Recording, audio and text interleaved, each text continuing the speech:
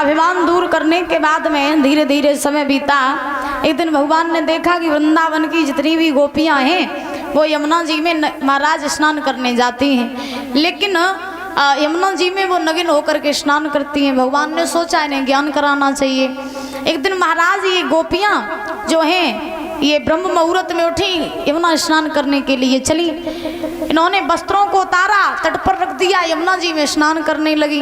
पीछे से भगवान गए, वस्त्रों को उठाया, कदम के वृक्ष पर टांग दिया, बंसी बजाने लगे। गोपियां स्नान करके कुछ देर बाद बाहर आई, देखा वस्त्र नहीं है, तो लज्जा की वजह से जल में फिर घुस गई। सर्दी का महीना था, अब जल है उनके गर्दन तक, तो जल में ठिठुर रही हैं। गोपियों ने कन्हैया से कहा, लाला मेरे वस्त्र वापस कर दे। तो सौनाई है का जो यहाँ लड़कियां स्नान कर रही हैं और तू स्नान करती हुई लड़कियों के वस्त्रों को उठा करके कदम के वृक्ष पर टांग दिया, वस्त्र वापस कर दो लाला। भगवान ने कहा, नगिन अवस्था में मेरे सामने खड़ी हो जाओ, आके मैं तुम्हें वस्त्र दे दूंगा। गोपियां भगवान को जानती थी।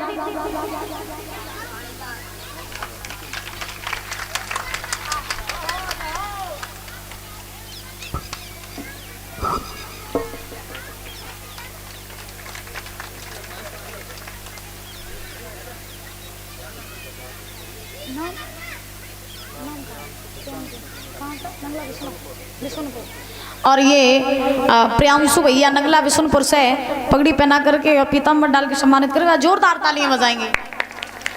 भगवान से कामना करेंगे कि बल बुद्धि विद्या आयु बढ़ती रहे, समाज में पद प्रतिष्ठा बनी रहे, हर इच्छा पूरी होती रहे और माँ सरस्वती की दृष्टि बनी रहे। भगवान से कामना आकांक्षा है। आज क्या हुआ कि गोपियां जानती थी भगवान कन्हैया को कि ये तो ब्रह्म है, यानी ये भगवान है, तो इसके सामने वस्त्र पहनो फिर भी नगिन, न पहनो फिर भी नगिन। और गोपियां भगवान को अपना पति भी मानती थी। तो गोपियों ने क्या किया कि नगिन अवस्था में आई और आकर के महाराज भगवान के सामने खड़ी हो गई। अब जैसे ही भगवान के सामने खड़ी हुई, गोपियों ने कहा, लाला अब तो वापस दे दो वस्त्र हमारे। तो भगवान ने गोपियों के वस्त्र वापस किए। गोपियों ने वस्त्र पहने। भगवान से गोपियों ने कहा, जब वस्त्र दे नहीं थे तो लिए क्यों? भगवान ने कहा, तुम्हें ज्ञान कराने के लिए। कैसा ज्ञान? तो भगवान ने कहा कि ऐसा ज्ञान कि स्त्रियों को कभी भी जल में नगिन होकर के स्नान नहीं करना चाहिए। स्त्रियों को कभी भी जल में नगिन होकर स्नान नहीं करना चाहिए। क्यों नहीं करना चाहिए? क्यों नहीं करना चाहिए? क्योंकि जल में जो है वरुण देवता का वास होता है। किसका? किसका?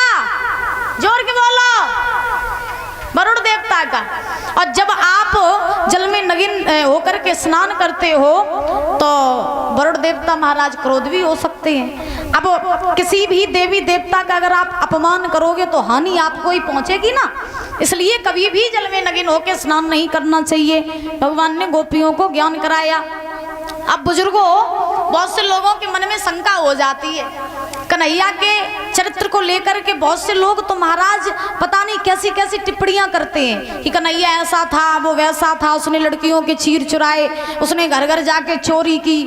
तो ऐसे लोग, बहुत ऐसे लोग होते हैं जो भगवान कन्हैया के बारे में गलत सलत सोचते हैं, गलत बोलते हैं। लेकिन ये बात सही है कि भगवान ने गोपियों के चीरों को चुराया, लेकिन भगवान ने गोपियों के अज्ञान रूपी चीरों को चुराया और ज्ञान रूपी चीरों को पहनाया। भगवान के लीलाओं को, भगवान के चरित्र को दिमाग लगा के समझोगे तो कभी नहीं समझ पाओगे, दिल लगा के समझोगे तो महाराज तुरंत समझ में आ जाएगी। बोली राधा रानी सरकार की।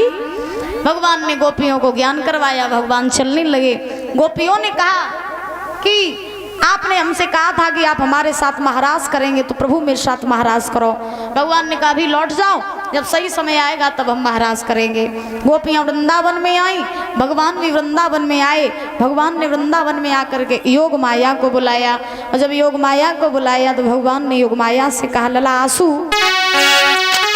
जवाब दिया, यमुना किनारे सुंदर जगह तो बनाओगी, करे सब काम लाज पास मेरे आओगी, ए सखियों के साथ अभी खेलेगा श्याम भले होए मदीना।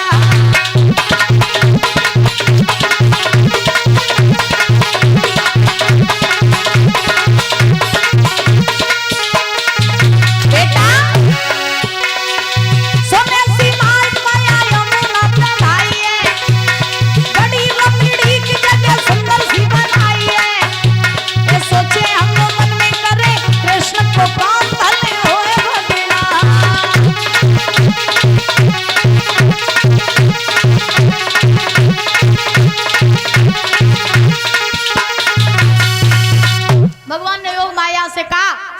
यमुना के किनारे सुंदर सी जगह बनाया।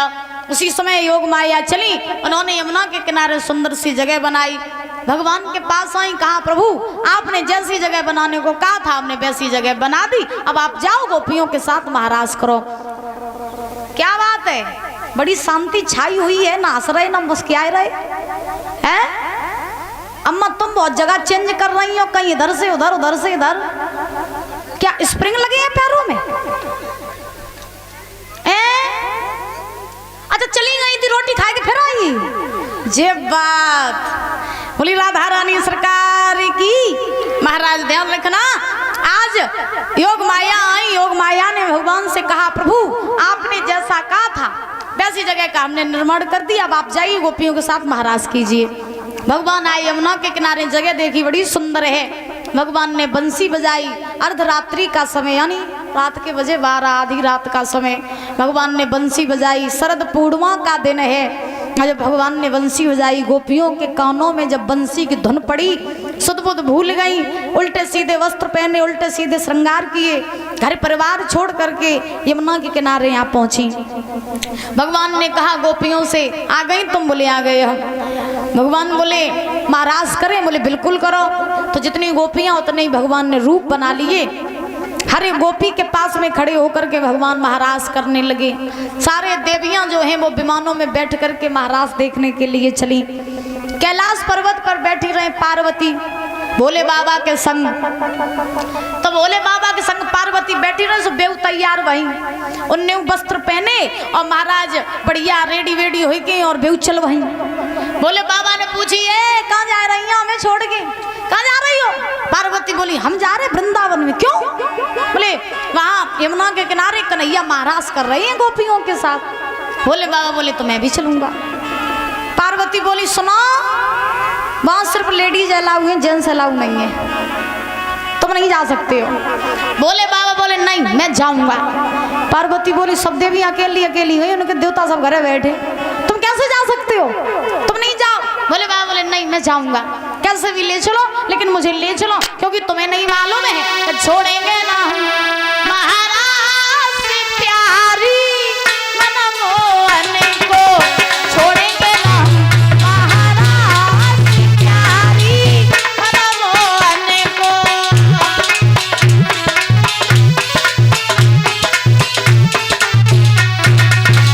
भोले बाबा ने कहा सुनो पार्वती कुछ भी हो जाए हम महाराज नहीं छोड़ेंगे, हम महाराज देखने जाएंगे भगवान कन्हैया का, छोड़ेंगे ना हम महाराज प्यारी मनमोहन को, छोड़ेंगे ना हम महाराज प्यारी मनमोहन को।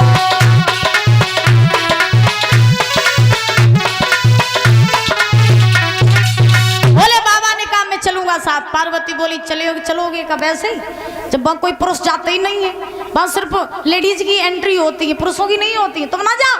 भोले बाबा बोले नहीं मैं जाऊंगा। पार्वती बोली तो काम बेइज्जती कर रही हो जाएगी उनमें, है ना जाओ। भोले बाबा बोले ऐसा करो कि अगर वहाँ स्त्रियां ही जाती हैं तो तुम वो स्त्री बनाए ले। पार्वती बोली देखो तुम्हारी बुद्धि सचू खराब हुई। बोले क्यों? पार्वती बोली जब बताओ तुम स्त्री बनाए ले, 6 हाथ लंबे तो तुम भोले बाबा, इतनी लंबी साड़ी कहाँ तले आई है? मान लो साड़ी ले आए तो मैं साड़ी पहनाए दे, फिर तुम्हें ये जटा जूट एंटीना इन्हें कैसे जागे हो? बोले बाबा बोले देखो मैं कुछ नहीं जानता, जैसे भी करो मुझे नारी बनाओ। पार्वती से जब कहा भोले बाबा ने जिद पकड़ ली तो पार्वती साड़ी ले आई, साड़ी पहनाई दी, हाथों में चूड़ियां पहना दी, पैरों में पायल पहना दी और महाराज लंबो घूंघट मार दो, हैं लंबो घूंघट। और जैसे ही लंबो घूंघट मारो सो पार्वती ने कही भोले बाबा से सुनो नारी तो मैंने तुम्हें बनाए लो, लेकिन तुमसे कोई कछु कातरे काऊ से बोलियो ना। हाँ क्योंकि देखो घूंघट में तो तुम मुंह छिपाई लियो, आवाज तुम्हारी कैसे बदली है? हाँ तो तुम किसी से बोलना नहीं, बात नहीं करना। जब ये कहा तो भोले बाबा ने कहा ठीक है। आगे आगे पार्वती, पीछे पीछे भोले बाबा जा रहे हैं। और कैसे जा रहे हैं? एक दिन भोले भंडारी और बन के रज की नारी वृंदावन में आए, वृंदावन में आए।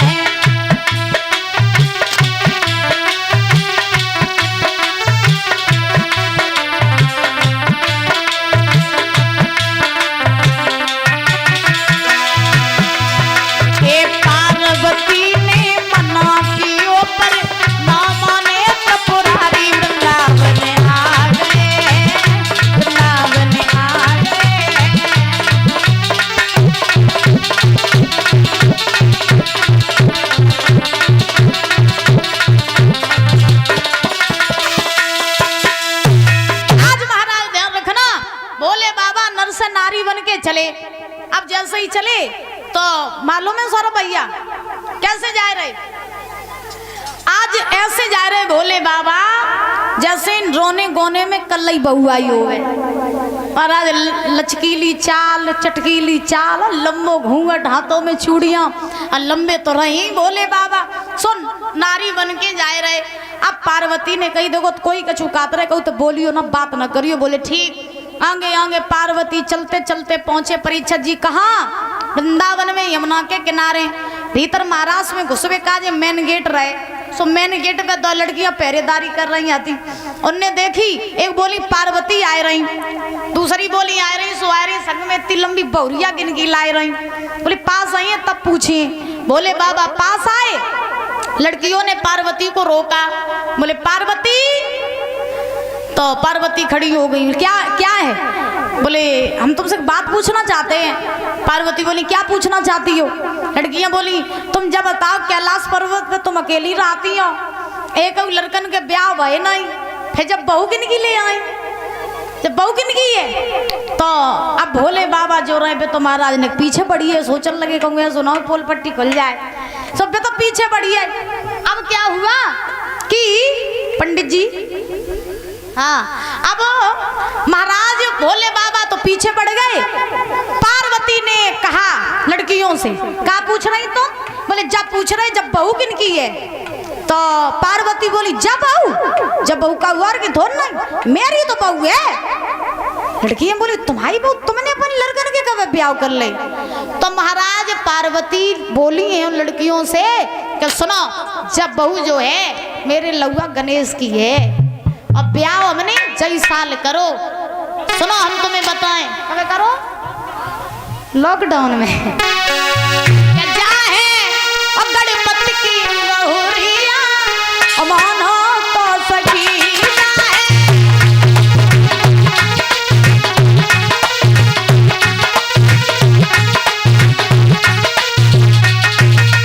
सुनो बहना, पूछ रही है ना जब बहू किनकी है? जब बहू मेरे लौआ गणेश की है, गणेश की। अब लड़कियां कहा जाने कि बहू गणेश की या पार्वती कई खसम जमे छपे बैठे हैं। बोली अरे इसी साल बेटा अपने की शादी लई रचाई। सुना सुंदर बहुआ घर में, ए सुंदर बहुआ घर में आई, चंद्रमा में उजियारी जाने जाने जाने पूज महल की बहरिया, मानो तो सही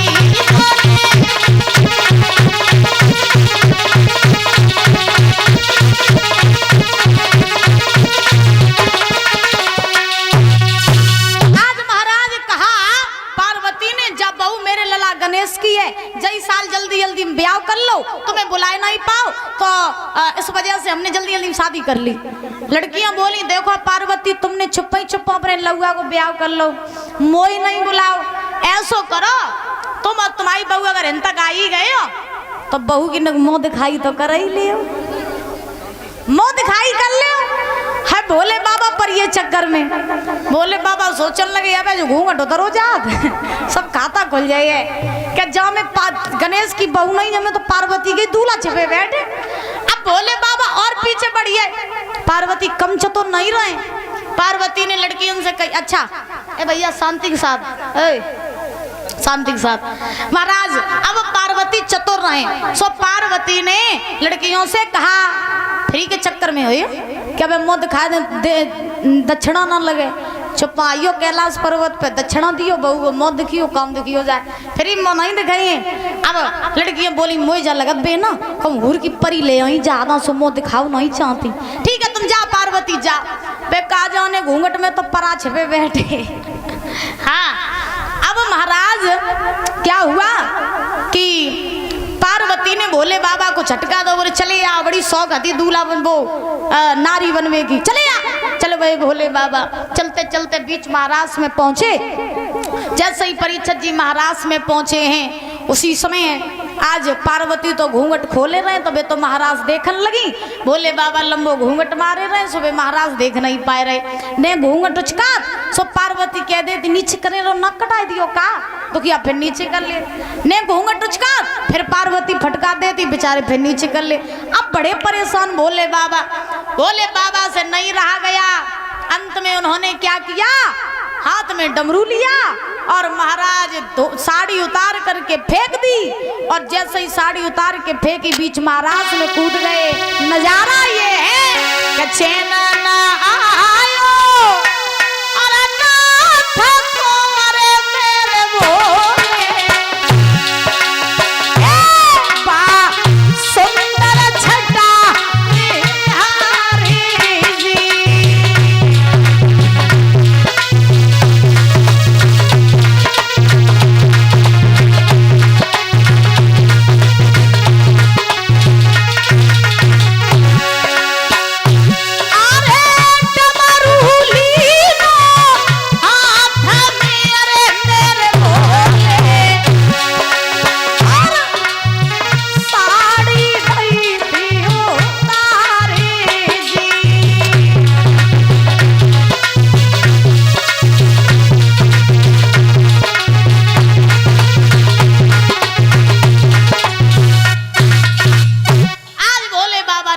उतार के फेंक दिया, हाथ में डमरू लिया, बीच महाराज में कूद गए जहाँ भगवान नृत्य कर रहे थे। भाई भोले बाबा नृत्य करने लगे, वहीं पर भोले बाबा का नाम पड़ा गोपेश्वर भगवान। बोलिए गोपेश्वर महादेव की, बोलिए चांदेश्वर महाराज की, जोर के बोलो राधे राधे। ऐसे सुन डरे जैसे सांप सूंघी हो। हाँ महाराज, आज व्यास नंदन श्री सुखदेव जी महाराज समझा रहे हैं राजन परीक्षित। इस प्रकार से भगवान ने महाराज किया। महाराज लगातार 6 महीने तक चला, और जब 6 महीने तक महाराज चला, उसी समय आज भगवान ने गोपियों से कहा कि अब तुम घर जाओ, हमने अपनी लीला को पूरा किया। ये गोपियां जो हैं ये अपने घर आई और वृंदावन में आकर के बड़े आनंद से अपना जीवन यापन करने लगी। कंस की चिंता मथुरा में बढ़ती जा रही है। क्षमा करें, समय का अभाव है, कथा है थोड़ी बड़ी, इसलिए थोड़ा संक्षेप में बता रहे हैं। इधर कंस की चिंताएं बढ़ रही हैं। बाबा नारद आए तो बाबा नारद ने कंस से कहा, कंसराज तुम्हारा काल अगर नहीं मर रहा है तो तुम अपने यहाँ पर एक यज्ञ रचवाओ, धनुष यज्ञ रचवाओ, और कृष्ण बलराम को तुम मथुरा में बुलाओ, और मथुरा में बुला करके अपने हाथों से ही तुम उन्हें मार दो। तो नारद जी ने कहा कंस से, कंस को बात समझ में आ गई। नारद जी वहां से चले गए। कंस ने धनुष यज्ञ रचवाने का अनुष्ठान रचवाया। एक पत्र लिखा नंद के लिए, और पत्र में लिख दिया कि हे नंद, हम अपने यहाँ पर धनुष यज्ञ रचवा रहे हैं, कृष्ण बलराम को मथुरा भेज दो। अक्रूर जी के द्वारा पत्र पहुंचवाया। अक्रूर जी समझ गए विनाश काले विपरीत बुद्धि, जब विनाश का समय आता है तो बुद्धि खराब हो जाती है। सियार की जब मौत आती है तो वो गांव की तरफ भागता है। ऐसे ही महाराज अक्रूर जी समझ गए कि कृष्ण बलराम के आयवे की देरी है, मगर इस कंस के मरवे की देरी नहीं है। उसी समय आज अक्रूर जी पत्र लेकर के चले। बाबा नंद यशोदा को सारा हाल बताया। नंद यशोदा रोने लगे, बोले अक्रूर, ये वही कंस है जिसने मेरे लाल को मारने के लिए कोई ऐसा उपाय नहीं किया जो किया ना हो। राक्षसों को भेजा और बहुत उत्पात किए इस कंस ने मेरे पुत्र को मारने के लिए। मैं अपने कृष्ण को वहां मथुरा नहीं भेजूंगी। कृष्ण अगर मेरा मथुरा पहुंच गया, कंस मार देगा, मैं नहीं भेजूंगी। तब तक बलराम आए, भगवान आए, कहा माँ जाने दो ना, आज जाऊंगा, कल धनुष यज्ञ देखूंगा, परसों लौटाऊंगा, परसों लौटाऊंगा। उसी समय आज भगवान ने मैया बाबा को धैर्य धारण करवाया। मैया ने कहा ठीक है बेटा, परसों आ जाना। भगवान तैयार हुए, अक्रूर जी के रथ पर सवार हुए और महाराज चलने लगे मथुरा के लिए। सारे ब्रजवासियों को पता चला, गोपियों को, ग्वाल वालों को, कि कन्हैया वृंदावन छोड़ के मथुरा जा रहे हैं। तो उसी समय आज महाराज सारी गोपियां जो हैं ये आई हैं और आ करके आज भगवान कन्हैया का रथ घेर लिया। और जब भगवान कन्हैया का सामने से रथ घेर लिया तो उसी समय आज गोपियों ने कहा कन्हैया कहाँ जा रहे हो? भगवान ने कहा मैं मथुरा जा रहा हूँ। क्यों? बोले कंस का धनुष यज्ञ देखने आओगे कब? बोले परसों। गोपियाँ बोली हमें मालूम था कि एक समय आएगा जब तुम मुझे छोड़ के चले जाओगे। कृष्ण हमने कभी ये नहीं सोचा था कि तुम हमें छोड़ के भी जाओगे, हमें छोड़ के न जाओ। मैंने तुमसे इतना प्रेम किया, क्या कमी रह गई मेरे प्रेम में जो छोड़ के जा रहे हो? लाला रुक जाओ ना, मत जाओ। गोपियाँ रो रही हैं। राधा जी आई। राधा जी ने कन्हैया से कहा तुम क्या जानो प्रेम का ब्रह क्या होता है। जब तुम प्रेम करते तब तुम जानते, क्योंकि तुमने तो प्रेम किया ही नहीं, प्रेम तो हमने किया था। अगर हमें ये जानते